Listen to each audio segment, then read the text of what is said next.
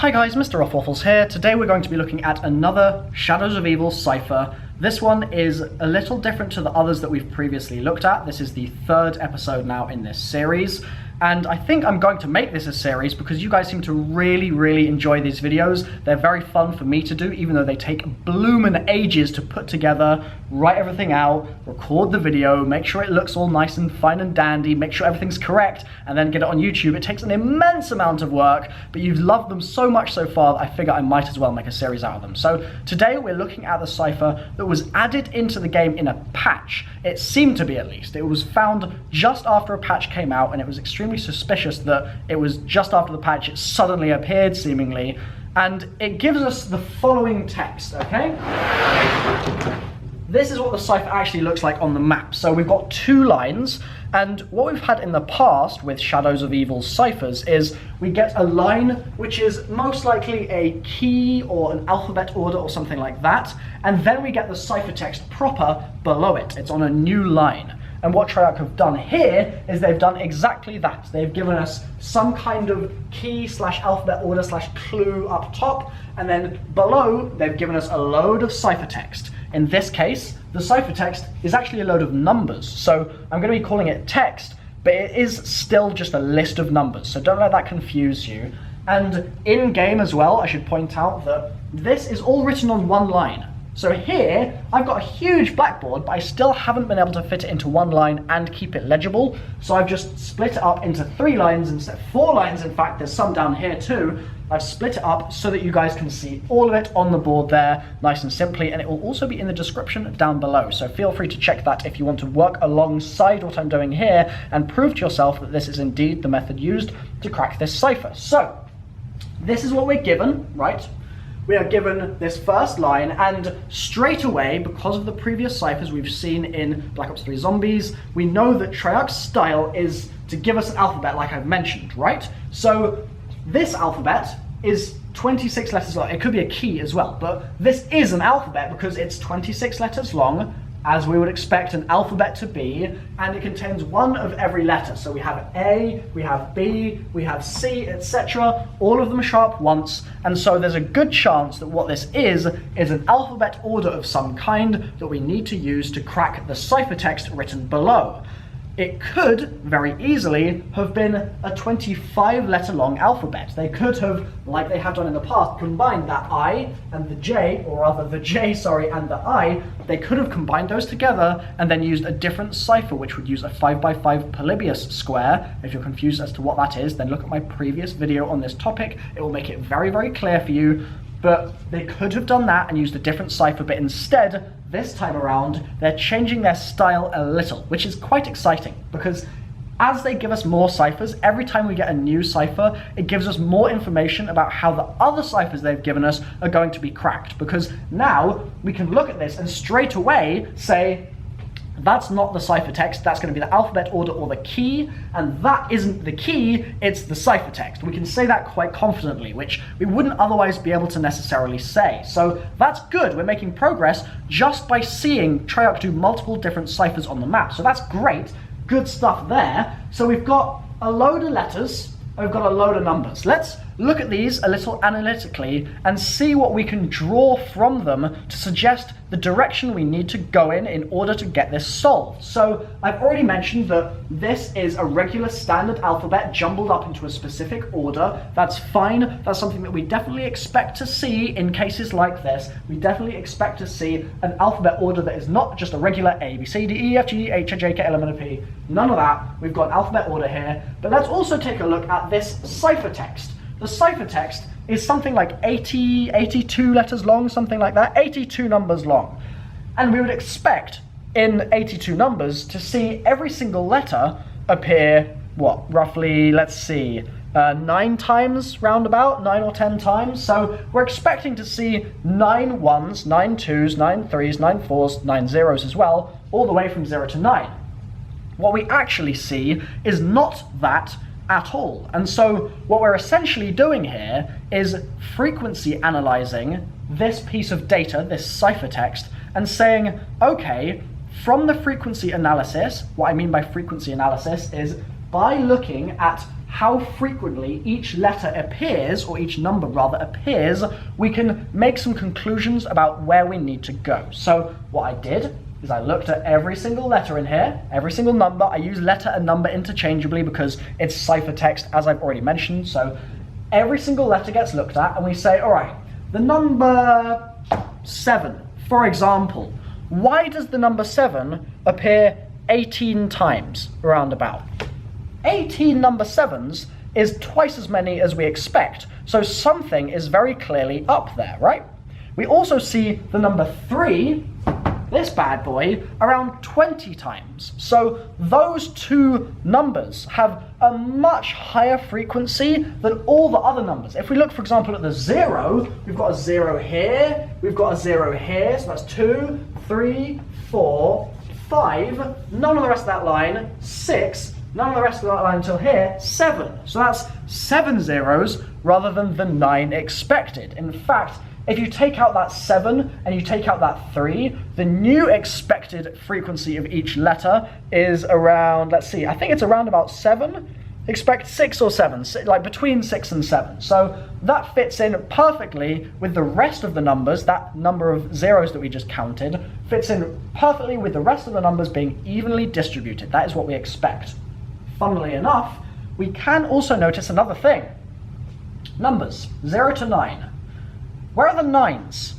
There are literally no 9s in this entire piece of ciphertext, which is also interesting. So, if you wanted to think about this a little, you could say, maybe, because we have 0, 1, 2, 3, 4, drop the chalk, 5, 6, 7, 8, and no 9s, that gives us a total of 9 different numbers, because we've gone from 0 to 8. That's 9 numbers.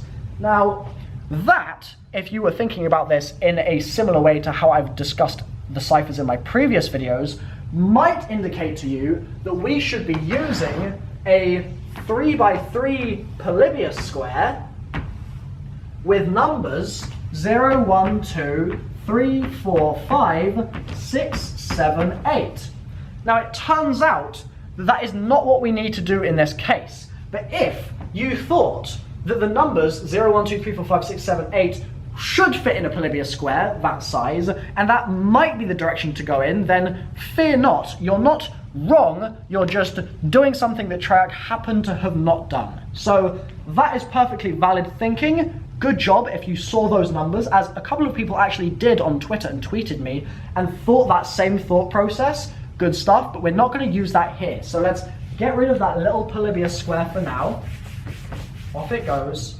We're instead going to review the things that we can say confidently about this piece of ciphertext and plaintext. So like I've said, we've got an alphabet that is 26 letters long, so we're quite confident that it's a standard alphabet, and we can check that by looking to see if any letters are repeated, and it turns out, bullet point 2, all letters are contained once, there are no repeats. So we go from A to Z with each letter appearing once. That's all fine and dandy. Then we have the fact that the numbers, this is another thing I didn't mention just yet, but I will mention now. The numbers are not multiples of the alphabet length. What do I mean by that? Well, okay, there's going to be a jump cut there, and that's because I tried to explain this and it didn't go as planned, so I'm going to try and do it again. I want this to be extremely clear. If all of these numbers were divided up into individual chunks of, for example, 2, okay? If you divided them into chunks of 2, you would end up with 41 pairs. That would give you a total of 82 numbers that we can see here, but 42 pairs. If those pairs individually represented letters, then that would be 41 letters of plain text. What I'm saying is that if we don't think of this as an alphabet order, and we instead think of it as something else, namely something related specifically to the length of the plain text, we can go ahead and say that's not very likely because of the fact that no matter how you divide these numbers up, if you divide them all into even chunks, you cannot get the number 26. That's what I'm saying there. So let's go back to my assumptions. Suspiciously common letters, numbers, are also present. 3 and 7, they're mighty suspicious, those numbers. And you've also got the lack of number 9 appearing in the ciphertext, okay? So this is stuff that we have covered. It should all hopefully be nice and clear from the way I have explained it. If there's anything you're having problems with, drop a comment in the comment section down below, and fingers crossed, somebody will helpfully explain and enlighten you as to what's going on here. And there's another jump cut because my battery nearly died and I had to salvage it. So we're now going to move on to the actual solution for this, okay? So what we've got is our ciphertext and our plaintext. We, let me bring this up, are going to use a grid like this to think about what needs to be done here. So we have the numbers 0 to 9 written out, okay? And this is a specific type of checkerboard similar to the Polybius square we were using before, but this time we're going to straddle the alphabet, or some of the letters in the alphabet, by skipping over them in certain rows of this grid. So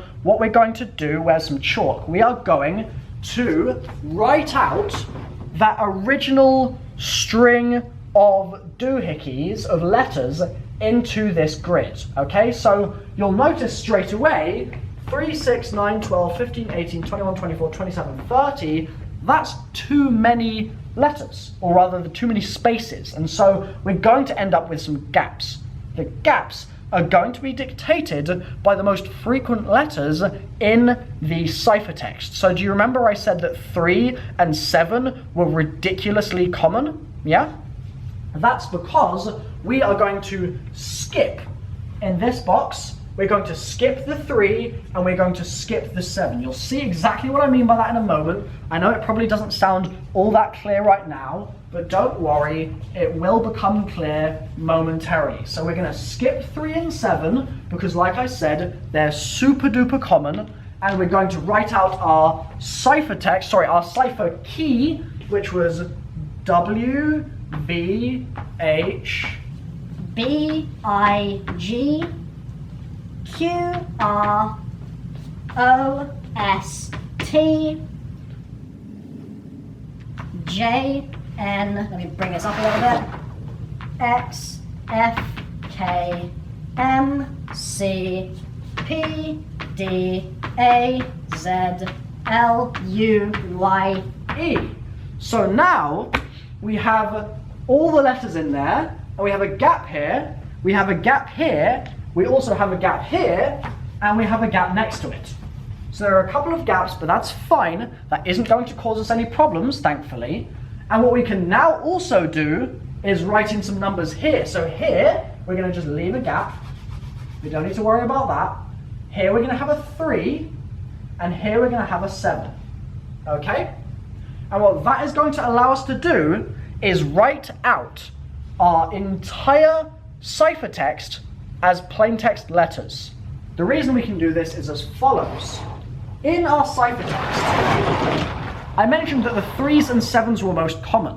Why does that give us any information? Well, we can assume that similar to in how, for example, you have the ADFGX cipher, similar to that cipher, you have only A's, D's, F's, G's, and X's present because they are at the top and sides of the Polybius square. Here, we have an awful lot of 3s and 7s, and so chances are there's going to be something related to the outside part of the Polybius square that is going to be specific to 3 and 7, right? Are you happy with me so far? Hopefully you are. Now, 3 and 7 do not appear in all of the numbers in the ciphertext. They're not always there. In an ADFGX cipher, you always have a pair of either A, D, F, G, or X. But here, we can go for multiple letters in the ciphertext without seeing a 3 or a 7. And so we have to have some way of having no number associated with that particular group as well. And that no number is here, okay? So we're going to decipher now, and hopefully it's going to become clear exactly how this works, okay? So using our numbers, which I believe I actually wrote out in advance, because I'm so damn prepared. Would you look at that? Using our numbers, let's make sure we can see the whole grid. Can you see it? Oh, you can see it. Isn't that lovely? So we've got the numbers here across the top. We've got numbers along the side and the alphabet in the middle. And so we've got the numbers 5, 7, 2, 3, 8, 0, 5, 7, 4, 7, 4, etc. That just keeps on going. What we're going to do is start off looking at this 5. because this 5 is not a 3 and it's not a 7, we're going to simply look for the number 5 here, okay? And we're going to select this letter as our deciphered letter, okay? The reason that we're not using a 3 or a 7 is because if it was a 3 and then a 5, what we would do is look in the 3 column and we would look to the number 5, which would be an X. But because we just have the number 5 on its own, it isn't preceded by a 3 or a 7, we look in the not preceded by a 3 or a 7 row, and that gives us the letter I. So our first letter, let me write it in a different color here. The first letter is going to be I. Then, next, we have 7, 2. So here, because we have a 7, we know for a fact that it has to be followed by another number in a pair. If it was a 7 on its own, we would go here and it would give us a null value, an incorrect value. And so we know that the next number has to be used in order to find the plain text letter. So we've got 7, 2. That's going to give us the 7 row, okay? So that means we go to the 7 row and then we go 2 along and we get the letter A, okay? So that's going to be I, A. Then after that, we've got 3. And so again, if we just went to 3 and had nothing before it, no 3 or 7 before it, it would give us a null value, right? And so what we do is we take the 3 and the 8 together as a pair, right? And so we go 3 row, we go all the way along to 8, and that gives us an M. So that becomes I am. Lovely, this is looking good, isn't it? Then after the 3, 8, we have a 0. So 0 is fine, that can be on its own. And so we go to the 0, and that gives us W because it's not got a 3 or a 7 below it, behind it, sorry, in the order. It's just the 0, which gives us the W. I am W. Then we've got 5, and then that's going to be here, I. We've got 7, and remember, again, 7 has to be paired with 4. So we're going to go 7 row, we're going to go to 4, that's going to be L. And then 7, 4, and the reason I've written 2 L's there is because 7, 4 is repeated again, so it's the same thing again. If we keep writing this out, okay, which obviously I don't want to do the whole thing slowly but surely here, I want to do it all in one go. If we keep writing it out,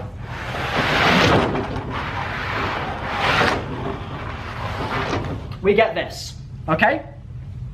I am willing to do what must be done. The plan must not fail. Now obviously there is no line break here when you decipher it, it's just all one string and you have to read the words off. But I did this to make it a little clearer for you guys at home. One thing I do want to say about how Treyarch could have made this even worse. It wasn't that bad, to be honest, to be sort of starting with, but they could have made it worse by doing a little bit of addition. Okay, so we've got a load of numbers that, as we can see here, are 572, 380. So what they could have done, let's have 572. Let's bring this along a little bit. Let's be central. 5, 7, 2, 3, etc. Right? What Treyarch could have done is given us some extra difficulty in this cipher by adding numbers onto these. So they could have said, right, let's add the number 9. And we'll do it in such a way that if it ticks above 10, which would make the number 2 digits long, we'll just count the single digit at the end. So 5, let's say they're adding 6, okay? If they're adding 6, 5 would become 11, but that would just be 1, okay? So they're adding 6, they're adding 6, adding 6, adding 6. 6 add 5 is 11, but they only care about the second number, so that's going to be 1. 6 add 7, obviously that's going to give us a 3.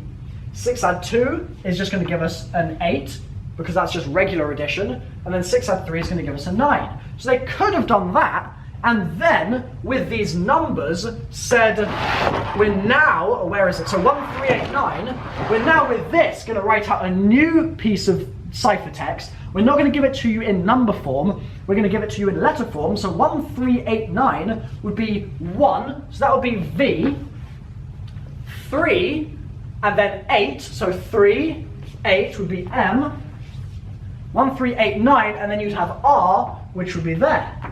So that would end up giving us a jumbled load of letters, and we at the beginning wouldn't have been able to say the same things that we initially said about that ciphertext. They would have just basically scrambled it so much that it would have been much more difficult for us to put into a cipher solver or look at and do some pen and paper calculations and figure out. It would have been really rather nasty. So thanks Treyarch for doing that. You've done us a solid there. I have been MrRoflWaffles. Hopefully you guys have enjoyed this video. I've got another cipher explanation to record right now, so I'm going to get to that. Hopefully you guys have enjoyed this like I've said. Please leave a like, it would be massively appreciated, and I'll see you guys next time. Bye bye!